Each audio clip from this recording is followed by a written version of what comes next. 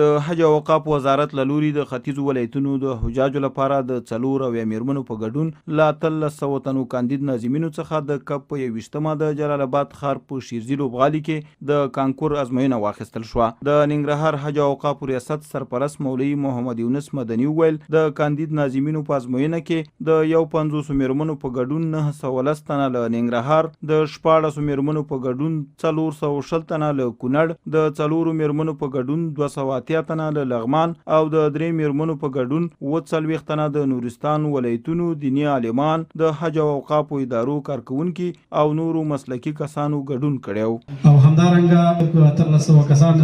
په دې کې خويندو ته هم برخه ورکول شوې ده. د 4 ولایتونو تقریبا د 15 پورې خزینه هم په دې کې برخه لري. د دې پروګرام په جوړولو کې باید د والي صاحب څخه ځانګړې مننه وکړم چې موږ ته دلته د پروګرام زمينه برابر کړه او د امتحان لپاره او پاک رب دې د هغوی په عمر کې هم برکت واچوي او دا کوم مسؤلین چې دلته راغلي دي د هغو ته هم الله پاک اجر ورکړي. نوموړي زیاته کړه د یادې پروسې د شفافیت په موخه د وزارت له لوري د راغلي پلاوي سربیره 10 تنو د پوهنې ریاست کارکونکو نظارت وکړ چې په خبره د کاندید ناظمینو د ازموینې پایلې به د اوقاف وزارت له لوري اعلانېږي چې په شفافه توګه به وړ او مناسب کسان د ناظمینو په توګه وګمارل شي.